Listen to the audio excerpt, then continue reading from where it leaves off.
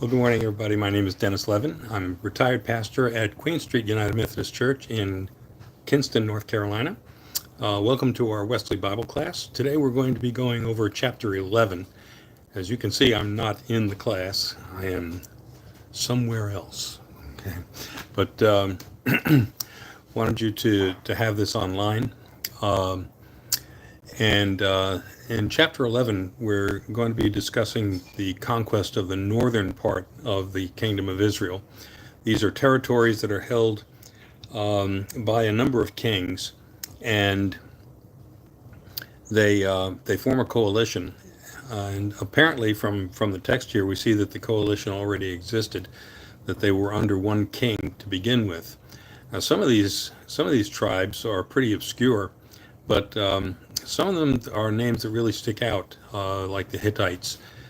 Hittites were no pushover. They were, for a long time in the Bronze Age especially, um, the chief rivals to the Egyptians, and some of the major battles in the Middle East that occurred during that period were between the Egyptians and the Hittites. And the problem was that anybody who was in between those two kingdoms were trampled pretty much as the kingdoms came together to fight each other. So you're going to find that there are alliances. Some are allied with the Hittites, and some are allied with Egypt. There's a lot of cautionary stuff about making these kinds of alliances in the Old Testament. Advice that Solomon widely disregarded, but we're not there yet. Okay, so take a look at what happens here in the northern part of Israel. Uh, when King Jabin of Hazor heard of this, and this is about all the conquests that had taken place in the southern part of what was to become Israel, he sent to King Jobab of Madon, to the king of Shimron, to the king of Akshpaf, there you go, that's an easy one, and to the kings who were in the northern hill country, and to the Arabah south of Shinnerot, and in the lowland, and in Nepoth Dor on the west, to the Canaanites in the east and the west, the Amorites, the Hittites. Evidently, a lot of Amorites were killed in the southern conquest, so there's still some up in the northern part. The Hittites. Hittites are basically from southern Turkey and Assyria, that kind of region. The Perizzites, the Jebusites in the hill country, and the Hivites under Hammon in the land of Mizpah. They came out with all their troops, a great army in number, like the sand of the sea, with very many horses and chariots. All these kings joined their forces and came and camped together at the waters of Merom to fight with Israel. There are some great plains up there in the northern part, and that's typically where the Egyptians and the Hittites used to fight. Um, the Valley of Megiddo is up in that territory. I'm not sure if this is the same terrain, but if you're going to be using chariots, which the Hittites were very good at, by the way, um, that would be the normal place where you'd want to engage. The Lord said to Joshua, "Do not be afraid of them, for tomorrow at this time I will hand over all of them slain to Israel, and you shall hamstring their horses and burn their chariots with fire." I can't understand the deal about hamstringing the horses. You might need those, and the chariots too. Even though the Israelites were not really known as charioteers or cavalry, um, it just seems like you're taking your enemy's best weapons and you're just getting rid of them. Okay, so Joshua came suddenly upon them with his fighting force by the waters of Merom, and fell upon them, and the Lord handed them over to Israel, who attacked them and chased them as far as great Sidon, and Misrephoth Maim, and eastward as far as the valley of Mizpah. They struck them down until they had no one remaining. And Joshua did to them as the Lord had commanded him. He hamstrung their horses and burned their chariots with fire. Like I say, I can't understand why that would ensue. Okay. Joshua turned back at this time and took Hazor and struck its king down with the sword, before the time Hazor was the head of all those kingdoms. And they put to the sword all who were in it, utterly destroying them, and there was no one left who breathed. And he burned Hazor with fire, and all the towns of those kings and all their kings Joshua took and struck them with the edge of the sword, utterly destroying them, as Moses, the servant of the Lord, had commanded. So, once again, just like in the South, Moses had commanded that a genocide take place as a result of all of this. And they were committing genocide up north as well. Okay. All the spoil of these towns and the livestock that Israel plundered for themselves, but all the people they struck down with the edge of the sword until they had destroyed them, and they did not leave anyone who breathed. As the Lord had commanded his servant Moses, so he commanded Joshua, and so Joshua did. He left nothing undone of all that the Lord had commanded Moses. So this is a continuation of the guidance that God gave, or the orders, commandments that God gave to Moses, that they were committing a genocide. They, unlike in Jericho, however, the people were not restricted on taking the spoil. In Jericho, they took the spoil, they burned everything except for metal spoils, and those they dedicated to the to the tabernacle. But nobody was able to keep any of the booty. And this one, they did. They kept whatever they could get from these towns, and they annihilated the population.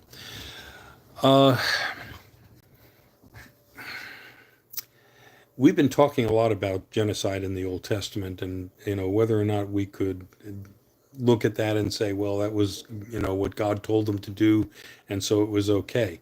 I think we've come to a point in our faith journey as Christians, and also Jews have come to this conclusion as well, that this is not an acceptable thing to do.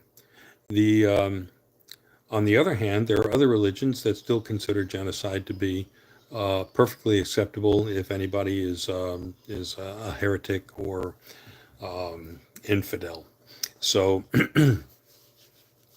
here's some of the problems that Israel's going to run into, and it's going to plague them later on. You go into a place and you kill all the people and you steal all their stuff. Now, Israel is not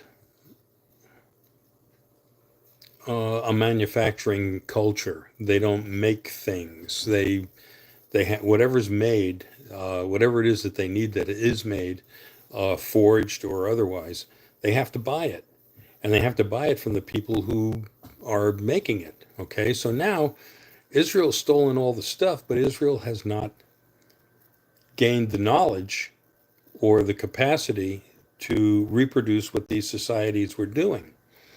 So basically, all you have at the end of the game, all you really have is what you've taken at the time. It doesn't make any sense to go forward. I'm getting some comments here that are just stupid. Anyway, that's okay. Make stupid comments. That's all right. And if you want to, you can. If you've subscribed, you can post them. But you take a look at societies that base their advancement on theft, like, for instance, what the Chinese economy is doing today. And the Chinese are stealing technology from other countries. A problem with that is that you can't steal the whole thing. So you might have a part of a technology here or part of a technology there. You might have something that you stole from one country, and you have something, but you didn't get the whole thing, but you stole something that's kind of similar from another country. And in order to make whatever the gadget is to work, you've got to try and marry up what you got from the other country with what you stole from the first country, to fill in the gaps. And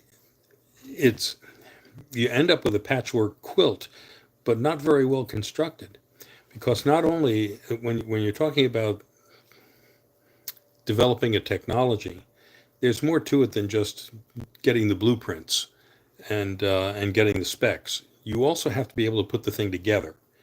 And being able to put those things together is a skill set that you can't steal from another country. You can't steal necessarily the equipment that's used to put those things together. And and so what you end up with is a kind of a Frankenstein kind of technology. And a lot of what the Chinese have been putting together, they talk about all their advanced military and everything.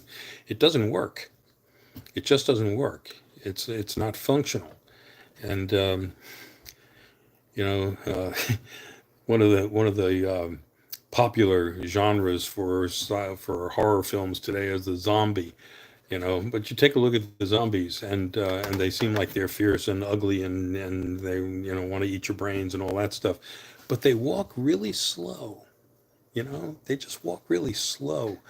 There are some things that they can't put it all together, and a lot of the stuff that societies that base their progress on theft is that they end up basically staggering around.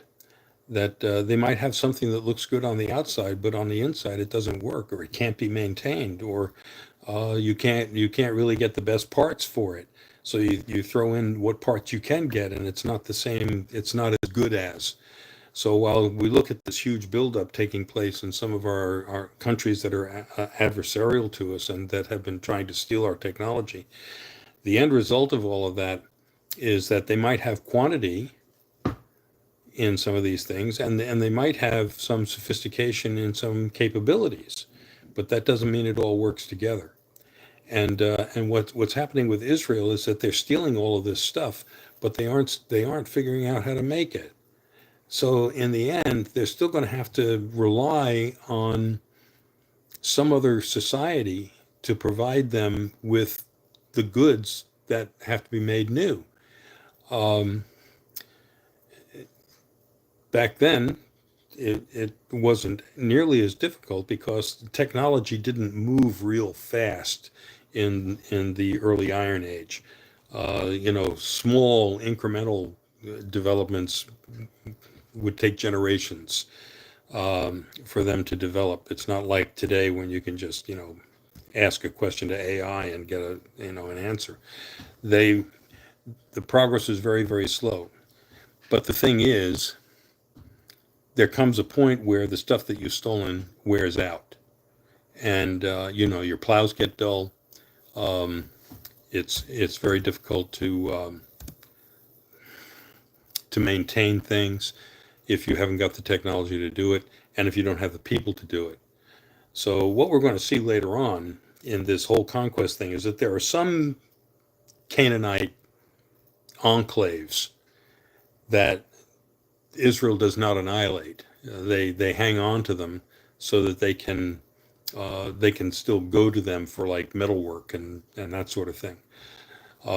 But basically, if your society is based on theft, generally speaking, especially if it's theft of a more advanced society, because Israel was mostly agrarian, it was not urban, and then you're just going to be lost. Um, if you're if you're taking over territory of a less advanced culture, then what you're going to do with that territory is you're going to bring it up to your level of advancement.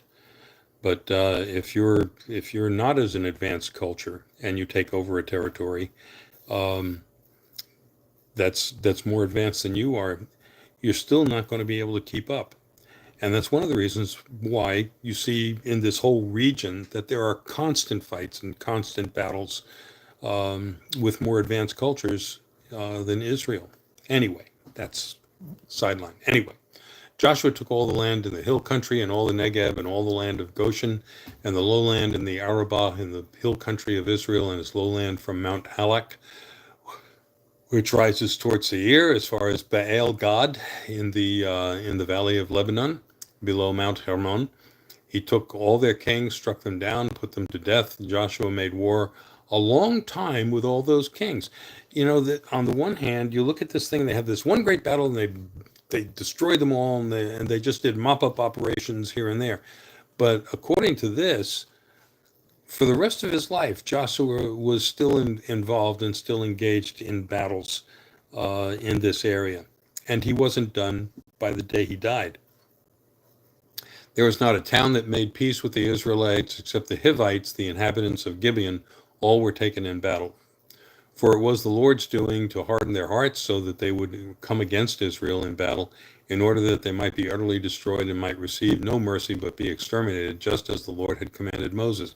Well, you know, if I'm facing an adversary whose stated goal is the annihilation of me and my family and my whole community, if you know there's if that's what they're going to do, it's not really hard for God to harden my heart. I'm going to try and do something. I'm going to try and stand against them, because the alternative is simply give up and die.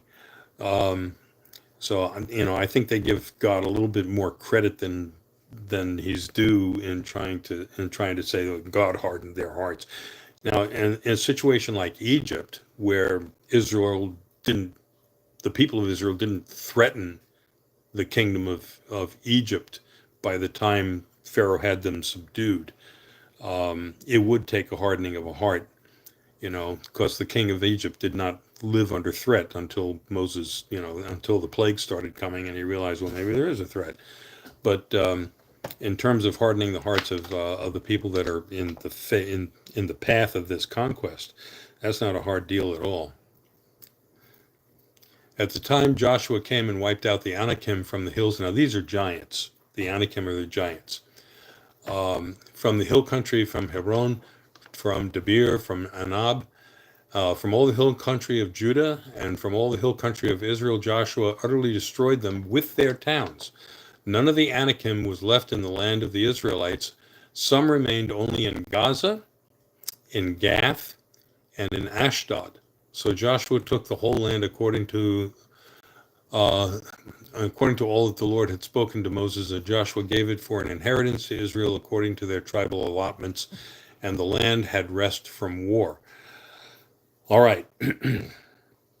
On the one hand, you see that the land has rest from war. On the other hand, you see that Joshua is fighting right on through the rest of his life. So there's kind of a contradiction there.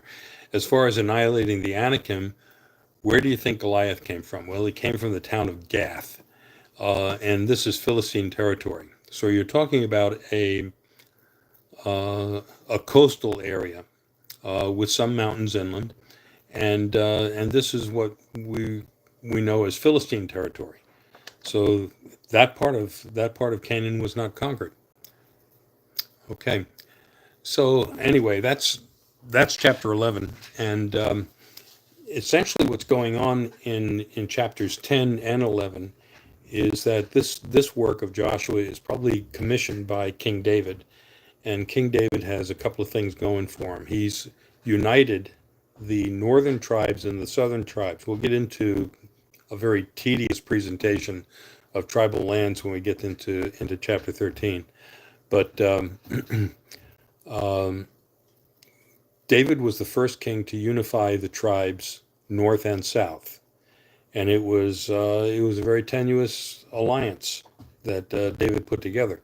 But in getting this history of Joshua written, David is defining what is the territory of Israel. What are the territories that he could claim as part of his kingdom? So basically, you're getting a history. Like we have a history of how we gained territory. We had, a period in the early part of the 19th century that we called Manifest Destiny, and we believe it was a God-given right manifest. Okay, God-given right that we could have all the territory from the Atlantic to the Pacific, that was going to be the United States. And we had wars with Native Americans, and we had wars with Mexico over those territories. But we considered that during that time, borrowing very heavily from the conquest narratives in the Pentateuch and in Joshua, that God looked at our country the same way God looked at Israel, and that it was a God-given right that we could take these territories from our adversaries, people who owned them, so to speak, and and in some cases try to annihilate them. Uh, that was on the mind of a number of our generals going into that territory. Custer was one of those. Custer believed in the annihilation of the Indians. Sherman believed in weakening to them to the point where they were totally powerless. So anyway, you have to be very careful about how you borrow things from the Old Testament and what is a God-given right. I don't think there's a God-given right to genocide, and we have to move on from that period in the history of our faith journey. And it is our faith journey. And it's like any other history. If you look at the history of the United States, there are things in there that we're not proud of, shouldn't be proud of, should not replicate. Try to understand the nature of the culture of our ancestors and why they felt the way they did. But that doesn't mean that we have to adopt that attitude ourselves. So that's just something I think, every once in a while I got to take a look back and say, well, I don't know if I'd really go along with that.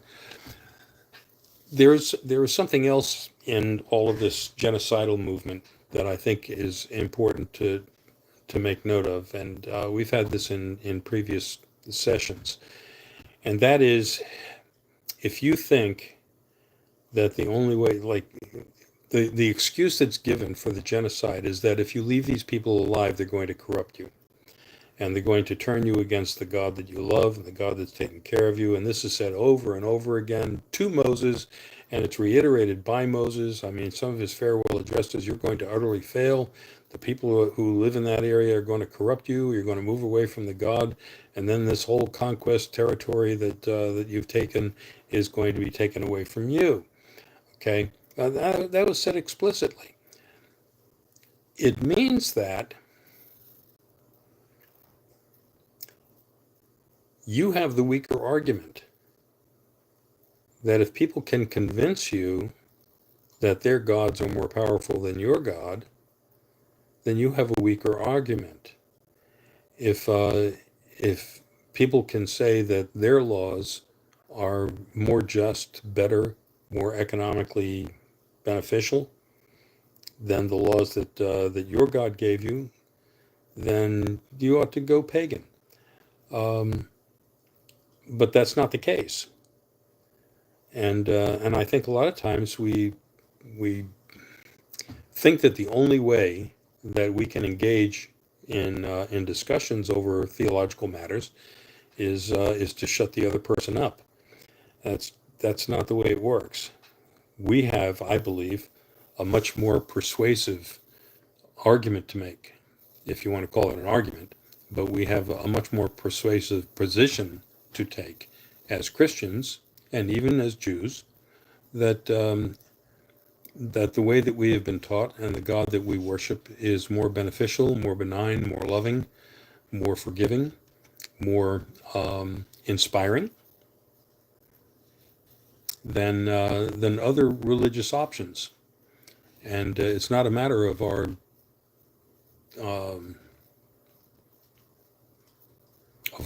personal superiority or the inferiority of anybody else. A religion that looks at all people as children of God, God's creation, is, I think, in the long run going to be more beneficial for whatever societies they exist in. So, anyway, that's kind of the lesson today. I've been getting a lot of comments on this, and I don't know if anybody's going to see them when we publish this thing on Sunday. But it's kind of interesting. I see that people want to get into the discussion. We have a lot more people viewing us online lately than we've had in the past, and we welcome them. If you are a subscriber to Queen Street, you should be able to post your comments, and I would love to see them as part of the post. I don't have any way that I can follow up with anybody who's been viewing Maybe because I'm just technologically ignorant, but I don't have any way of knowing who is really watching or interacting with them or know what comments they have. You can give me a thumbs up or a thumbs down, or if you want, you can email me at revlev at ncc UMC nccumc.org, and that's my church email address. But look forward to hearing from you.